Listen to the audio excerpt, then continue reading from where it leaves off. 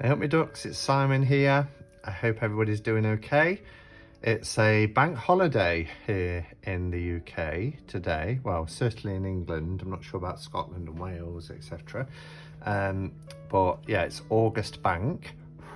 So I'm having a really nice, relaxing day.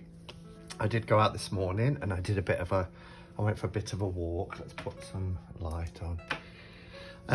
Yeah, I went for a walk, about 10k with a friend, which was really nice, and just done a bit of shopping, had coffee with another friend, yeah, and watching Netflix.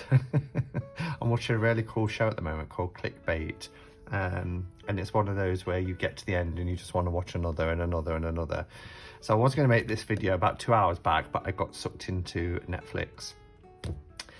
Anyway, oh, and I've also done some deck modding. So I wanted an RWS deck that I could just throw into a bag to put in my rucksack. So I'd got a backup of the 1909. This is the 1909, which is from C in London at Drive Through Cards. And that's, you know, my perfect copy, if you like. But I'd got a backup, so I trimmed off the edges last night whilst I was watching YouTube. I just sat and trimmed off the edges.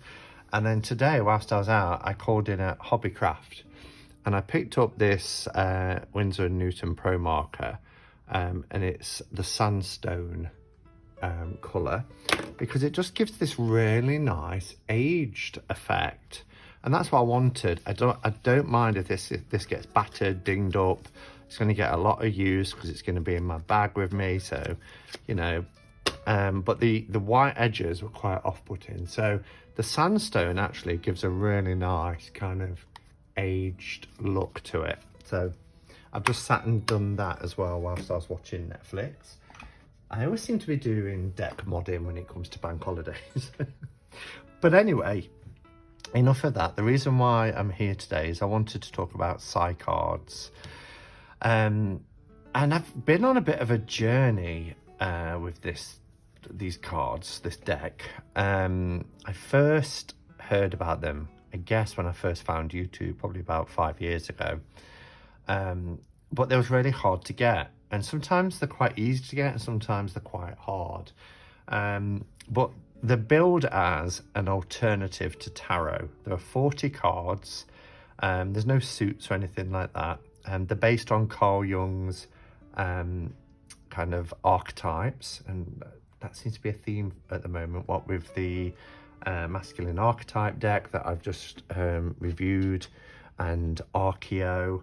Oh, a bit of a shout out. Next Monday, a week today, I'm going to be going on Gerald's channel, Tarot Stash, to talk about the Archeo deck. But yeah, these cards I tried to get and I just couldn't get them for a reasonable price. Even at the moment, if you go to Amazon.com, the US Amazon, these are selling for $250+. They're not available at all on UK Amazon. You can go to eBay. Sometimes you're lucky, sometimes not so lucky. And then about 3 years ago, it was when I first went to Avebury and I went in the hen shop. They had them on display, so you could buy them, but they'd got some that were open. And if you go to my playlist and, you know, go to Hermit on Tour, you'll see that first trip in 2018. And on the video, I'm like, I've just had a look at Psycards, and I'm not that enamored with them now I've actually seen them. And I think at the time it was because the card stock is really thin. I've not opened this yet, but this is a 40 card deck and you can see how thin it is. And I think what I remember, I love the backs though. Can we just talk about how beautiful these backs are? Yeah, I was kind of underwhelmed with them, so I didn't buy them. And then again, they popped up, and I remember looking to them thinking, oh, I wish I'd bought those cards. Anyway, when I was in Glastonbury a couple of weeks ago, we went into a shop called White Rabbit, and they'd got them. And I was with Sandra and Dan at the time. I was like, right. And they had the one copy. They were selling for £18.50, which, you know, pretty decent price. So I decided to get them. Now, I know from hearing about them previously, you get this quite naff little, I mean, look how naff it is. It's just like a photocopy. And I'm not quite sure how these are. I think they're printed independently by Psycards Limited, but they've been out next year for 40 years. They came out in 1982 and it was originally published by US Games. And if it was US Games, they'd do something a lot better than that. But it just lists the 40 cards and just a couple of keywords. So for instance, and it's really small and a bad print quality. So like the father, it just says the father of the family. The stranger is an outsider. I mean, it's pretty obvious. So that's pretty naff. Don't like that at all. So I know that there's been quite a few books written about the Psycards, but this one seems to be endorsed by the fact that it has the same logo and everything. And Cat Foy has worked with Psycards since the late 80s. So I think in terms of books, there was 3 that I saw. One was by Nick Hobson. Now, Nick Hobson is the person, one of 2 people behind Psycards, but it was his vision, and they came to him in a dream. He had a dream where he saw his life and major elements of his life laid out on a table in the form of cards, and that was the start of Psycards. So he did one called the Psycards Book, A Journey into the Psyche, and then there was also another one by Cat Foy, which was called Psycards, A New Alternative to Tarot. And you can go onto eBay, as I say, and find these books. And there are other kind of books written about it. But this one stood out in particular because this is Psycards, An Oracle of Archetypes. It's by Cat Foy, so she's got over 30 years experience of working with these cards. And it's a guide to using them. Now, the cover is beautiful. It's that soft rose petal, but I don't know if you can see here, that was just from me holding it. So it does stain a little bit. But on the back, it says, Cat Foy discovered the Psycards in the mid-1980s and introduced them to the United States. She is now Queen of Psycards, the head of Psycards International and Psycards USA. She lives in Eugene, Oregon. Oregon. I don't know why I said that. I'm gonna have some more of my wine. This isn't wine, by the way. I don't drink wine by the pint pot. It's actually grape Fanta.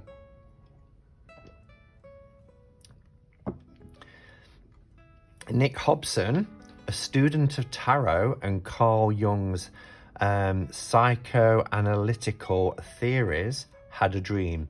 He saw the elements of his life laid out like cards on a table before him. These images gave him a deeper understanding of his current problems. The Psycards were born. Illustrated lavishly by Maggie, I think it's Neen. I think the K would be silent. So Nick Hobson's kind of vision and Maggie Neen's artwork.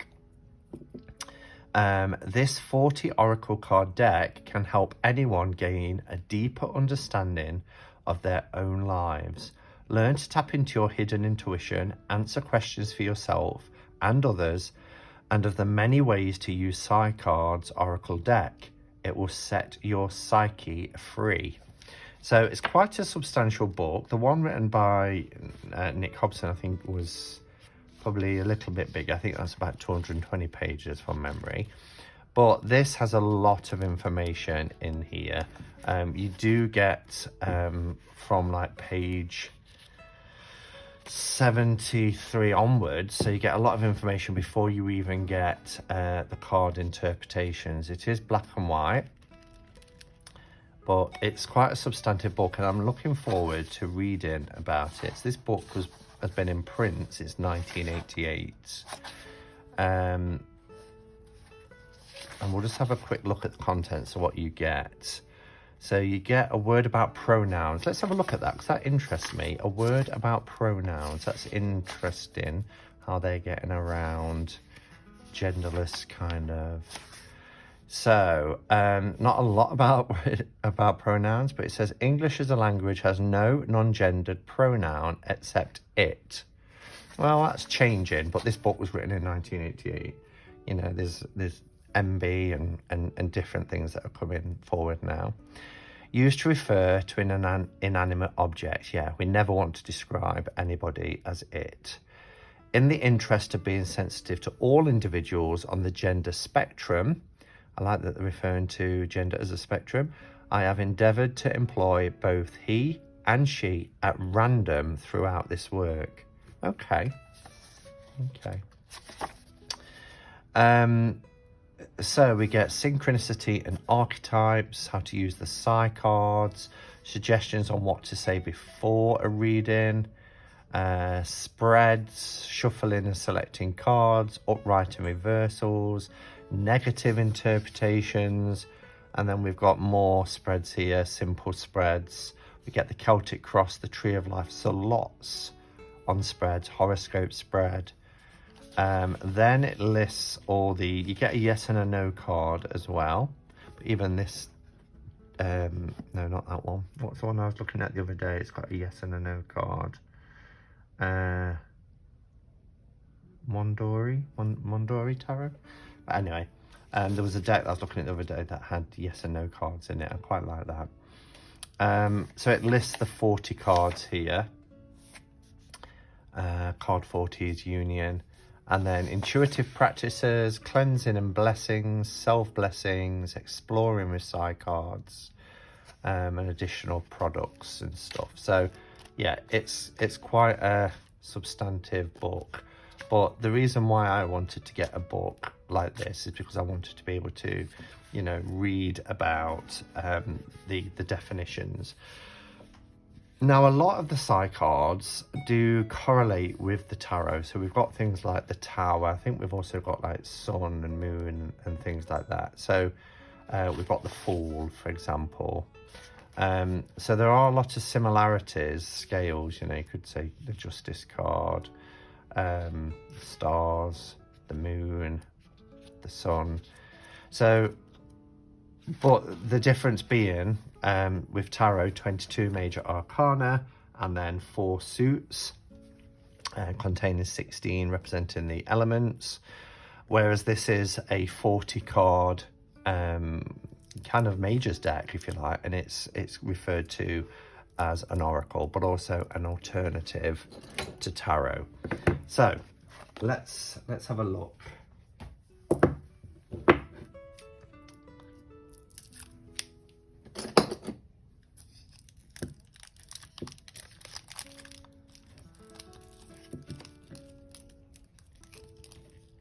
Probably, yes, there's little tearaways here that I could have used. But anyway, you live and learn. So these feel quite compact. They need a bit of a... Yeah, cardstock is pretty naff, but I knew it would be because you can tell by the thickness. But yeah, it's pretty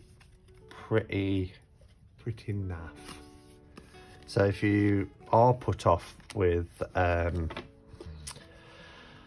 crap cardstock, then this might not be the deck for you. As an oracle, I can probably live with it. I would have preferred it to be a little bit thicker. I don't know why this, you know, a deck that's been around for 40 years almost, why it's not, you know, mass produced with a good quality.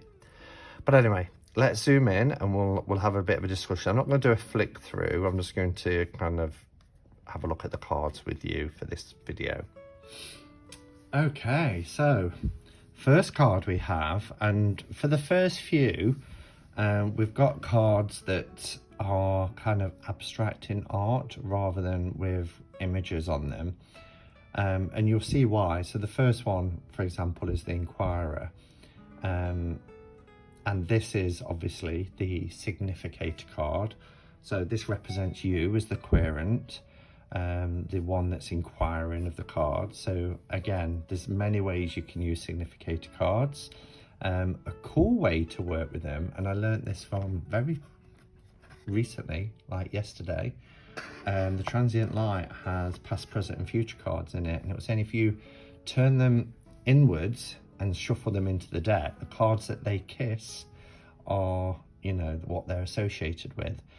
And the way I've always done significator cards, like if I'm using the Page of Cups, for example, I've shuffled the deck and then seen what's either side of the Page of Cups. But a good idea to kind of turn it inwards and shuffle it in, see which card it ends up kissing, if you like. So yeah, but that's your significator card. Then we have our yes no cards, which they have very kind of similar designs, these do. I like this kind of patterns with them. So we've got yes and no, and then we have now. So telling you, these are kind of like instruction cards, aren't they? Or giving you quick answers. So yes, no, you know, depending on what your query is. And then some timings, you know, the time is now. The time is now to reap. And then we have never. So if you get a no, but it's not a no now, it's a no never. So forget it. And then we have the body, which is quite interesting. Let's just have a quick look at what the book says about the body. So it says, here is a representation of the human body and its anatomy, showing blood vessels, muscles and interconnective tissue. The background looks like a cross-section of bodily tissue and is red and blue, representing the veins and arteries. That's interesting. The ebb and flow, the rhythms of the human body and physical life. This is the physical self, as well as physical health and well-being. It indicates strength and stamina. A body in balance, in tune. When presented in a reading, it can indicate that there is a health question involved, or that the interest at the present time involves the active participation of the physical body. The body will present in readings concerning pregnancy, illness or recovery, and any changes in lifestyle which involves the welfare of the physical self. It does go on to give you a lot more information. I've just read those first two, but there's more. You get a lot of information in this book, which is really useful. Then we have the home. Again, you know, dealing with the, you know, the everyday, the material world. So you've got the body, but you also have the home. You have work. Wow, this is really interesting because, you know, you have home, you have the body, so you can really start to narrow down if you've got a particular concern about something. I often have these feelings, and I'm sure I'm not alone with this, but these kind of feelings of foreboding, but I'm not quite sure why or what it's connected to. I can see these cards being really useful for that. You know, is it my health? Is it my physical body? Is it what's happening in my home life or with family? Or, you know, is it a work situation with a colleague, or do I feel overworked or under stress, you know? So it's really good for that. Then we have the skills. I love that we have these kind of bow and arrow set. This archery. Money. I really like some of the art in this deck as well. You know, we've got these buried coins or partially buried coins, and there we've got somebody kind of harvesting the work that brings dividends. The card of friendship. I love that we've got rum and brandy and things in the background. And the art is quite medieval, isn't it? Look at this little hand just offering a tankard here as well. I like that. And the parrot. I quite like the font as well. The faces and expressions here can remind me a little bit of Anna Kay tarot. We have fortune. Wow. So here we have this open chest with objects of fortune on the inside, but sometimes, you know, it takes a lot of effort to get there, to find it. But I love how they're just shining their light out in the darkness. We have father. Again, the archery kind of theme is quite prevalent. But teaching his son some skills. Particularly when you think that the skill card is the bow and arrow as well.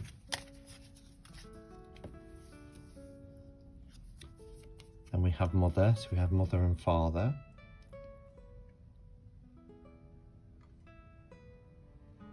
Although and I get what they're saying about a note on gender, but they are quite stereotypical, aren't they? The mother is at home, you know, nurturing, and the father is teaching. And the deck is 40 years old though, and that's certainly what my childhood was like at the time when this deck was released. We have birth. Wow. It's a beautiful card.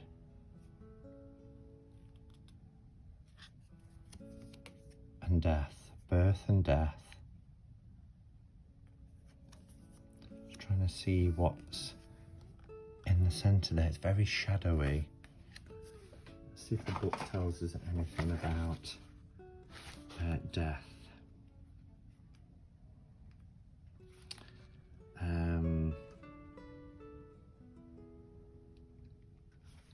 Okay, so it says the card represents a journey into our own darkness and is deeply symbolic of the shamanic journey or the shaman's death.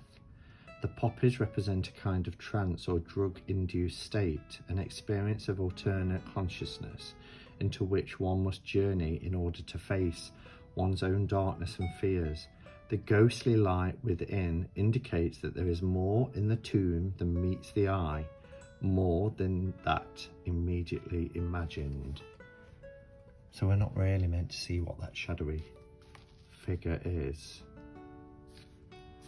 We've got human skulls here as well, either side, and these are the poppies that were referred to. So there's a lot to take in that you don't necessarily spot immediately. As with the birth card, I did actually think that this was quite representative of perhaps sexual organs, but I didn't say so. But it says, as with the birth card, the sexual imagery is evident, indicating the entrance of the male into female. The surrender of the self to the complete experience of orgasm is one form of entering the darkness. The French call orgasm petite mort, the little death. And this is associated with Scorpio, or the 8th house of sex, death and regeneration. Wow.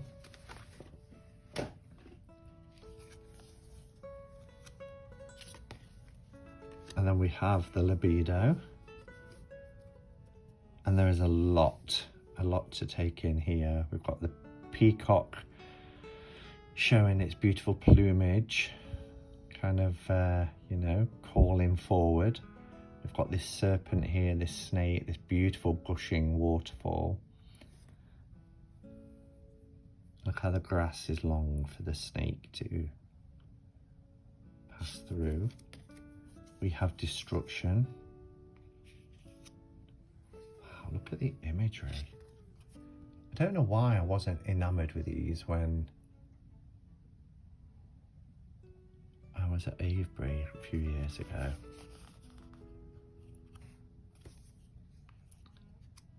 We have peace. That's beautiful. That reminds me of a few weeks ago when I was in Glastonbury. I went into the huge church on the high street and just sat in there in the middle of a Saturday afternoon, and the light was shining through this circular stained glass window, and it was so beautiful.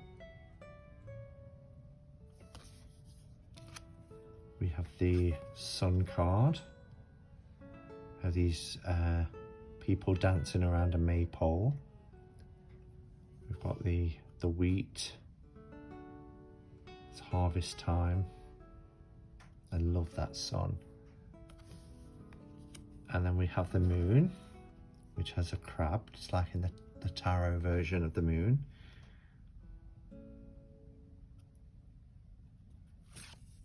And we have the stars rather than just star, and these constellations here.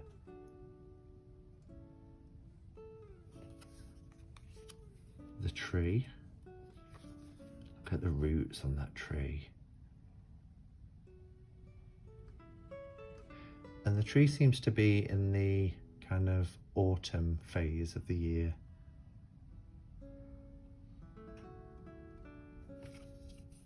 The scales.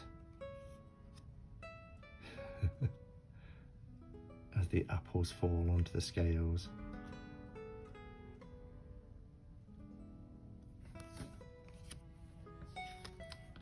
The tower.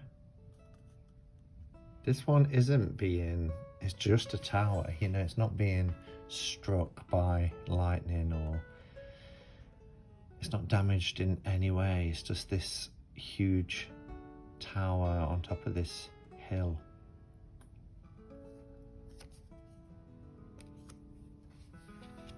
We have the wheel. The beauty, wow, look at that. Oh, gorgeous card. Yeah, it's very medieval in its style. I love that she's looking at her reflection back in this window.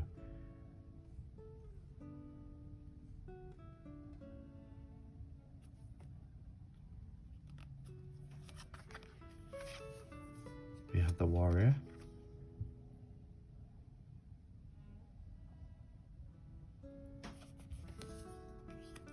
The liar. He's like a jester, like a court jester. He's not our fool. We do have a fool.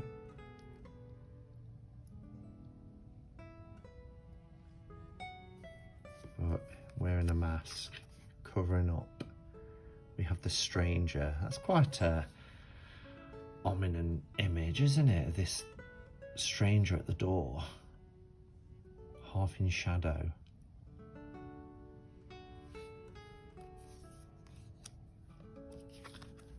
The sage.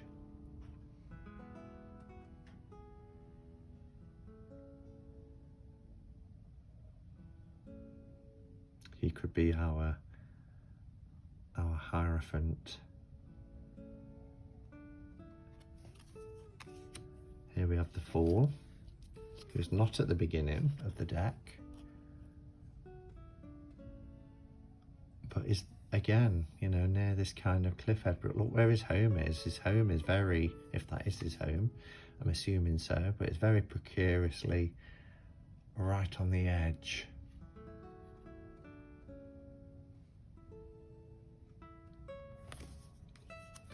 This card, I remember seeing this card, the Beast. Look at that.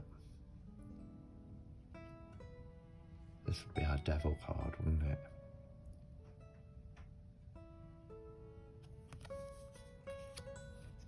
The Message. Got a message in a bottle here. It's been caught up in this fishnet.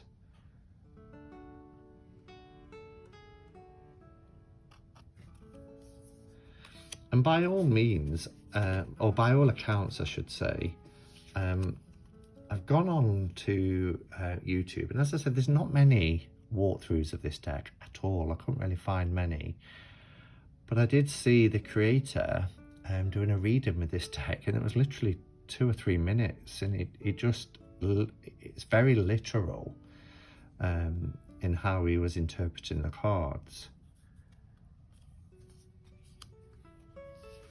The puzzle, that's interesting that it's been turned.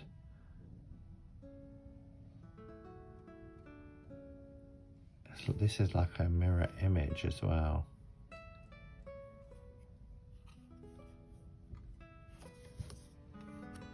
We have prison.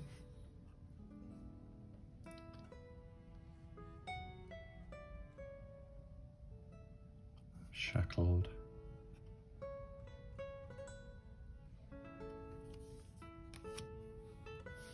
And then following the prison, we have liberation. The door has been unlocked.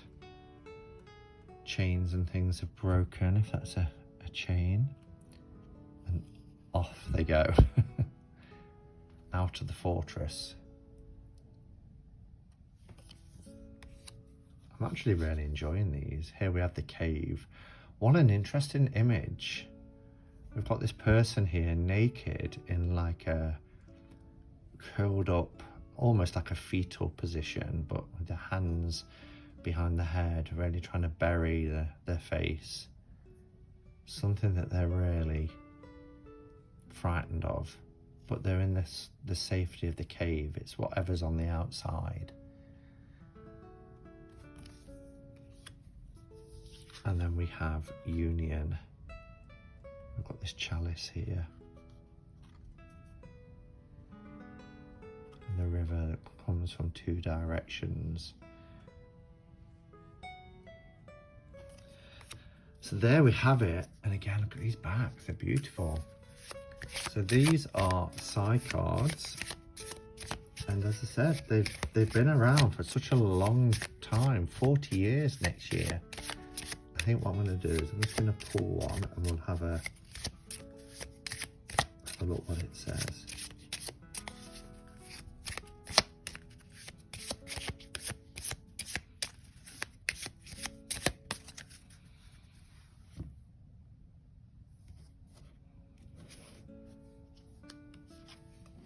Oh, we have prison. Let's see what prison has to say. 37. All right, prison. A young man sits on the floor of a prison cell, chains and shackles on his wrists and ankles. The window above him allows in light, but little else. His head is bowed in either sleep or despondency. This card obviously refers to some sort of confinement. The prison might lead some to believe that this confinement is something imposed from outside forces, and it may seem that way in the current situation. But there is something more here, and it is that message which is inherent in all Psycards, that all the answers and solutions lie somewhere within. The querent has come to a time in his life, his or her life, their life, where there is certainly restraint, and this restraint is unwelcome. But why is the prisoner in prison to begin with? We assume that this is the result of his own actions at some time in the past, since the idea of prisons in the first place is to punish or restrain those who impose their will on others or who break the law. The entrapment felt by the querent at this time is a result of choices they made in the past. This is not to say that this confinement is deserved. Many people have found themselves unjustly accused or erroneously jailed. What this card indicates is that if there is a confinement and a restriction now, it serves an important karmic purpose. This confinement is not necessarily to punish an evil deed as much as it is time for the prisoner to reflect on his or her actions, past and future, and to make choices and changes. Rest assured, if there is payment to be made on this karmic debt, that it is now being fulfilled. and it is time for the querent to consider what he or she will do upon release. It is imperative that this time is not wasted, but used in a constructive way, to plan, to think, to contemplate, to meditate, and to discover one's inner motives. This is probably an unhappy time, but this will pass, and the querent must be prepared to move back into the world and to function reasonably well within it. In a concrete sense, this card will frequently appear in the readings of those who are physically confined, as in the hospital, or an actual prison, or in a psychiatric unit. It may also appear in a reading of someone who feels trapped in a relationship, a job, or simply in an untenable situation. This unsatisfactory situation will come to an end someday, but for now it must be remembered that patience and great self-examination are required if a similar situation is to be avoided in the future. And then it goes on to reversed, and it wasn't reversed, so I'm not going to read the reverse. So, interesting book. Has it stood the test of time in the last 35 years? Maybe it could do with updating or rewriting, but the messages are still there, and it's very well written and quite clear. So there we are. If we are feeling like we're entrapped at the moment, then it's about making best of the situation and using this time whilst we feel that sort of feeling of being imprisoned or stuck or trapped, to self-reflect, to meditate, and to make best of the time that we have, so that we can learn the lessons and not feel, that the prisoners of our own making, particularly if we're prepared to do something about it. And again, change our karma for the future so we don't end up feeling in this situation again. Okay, so that's Psycards. Thank you for watching. I hope you enjoyed it. Let me know if you've got them. I think there'll be many of you out there that's actually got these. Do you use them? How do you use them? Do you use them as an alternative to tarot? Do you use them as clarifier cards, or just as an oracle? Let me know how you work with them. And yeah, thank you for watching, and until next time, go in peace. Namaste and blessed be.